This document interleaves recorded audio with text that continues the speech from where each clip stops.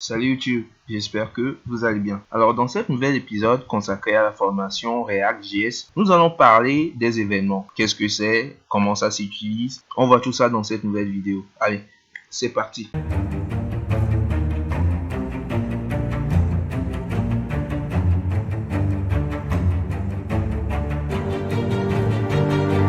Alors, c'est quoi concrètement un gestionnaire d'événements? Un gestionnaire d'événements est tout simplement un utilitaire qui va nous permettre d'appeler une fonction lorsqu'une certaine événement est émise.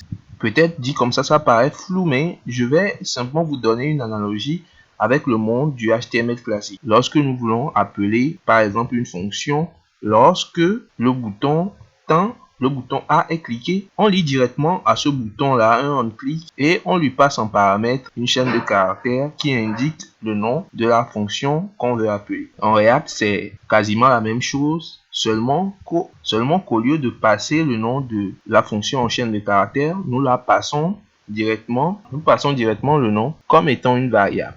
On fait une petite démonstration. Nous allons essayer de nettoyer tous ces désordres-là.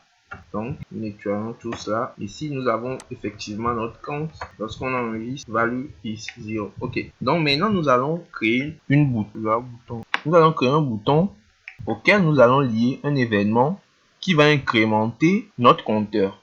Comment ça se fait? Nous créons le button comme cela, nous mettons incrémenter, c'est bon. Maintenant, nous allons appeler un événement. L'événement, ça va être le onClick. Le onClick va être appelé lorsque l'utilisateur va cliquer sur ce bouton. Donc, c'est l'événement onClick est directement lié au bouton et signifie lorsque l'utilisateur clique dessus. Donc, onClick en anglais. Donc là, nous avons notre événement onClick et à l'intérieur de notre événement, nous lui passons une fonction qui va être exécutée lorsque cet événement va être émis. Donc, dans notre cas, nous faisons un callback comme cela et nous incrémentons notre compteur. Donc, nous faisons un setCount. Nous faisons un count plus 1. Nous enregistrons cela. Et maintenant, après avoir enregistré, lorsque nous allons sur la page et que nous cliquons sur incrémenter, qu'est-ce qu'on remarque? Eh bien, on remarque que la valeur de value s'incrémente tout seul. Alors, ce qui est normal parce que dans l'événement onClick, nous avons lié une fonction qui incrémente le compteur. Donc, lorsque nous cliquons dessus, ça appelle directement cette fonction callback là.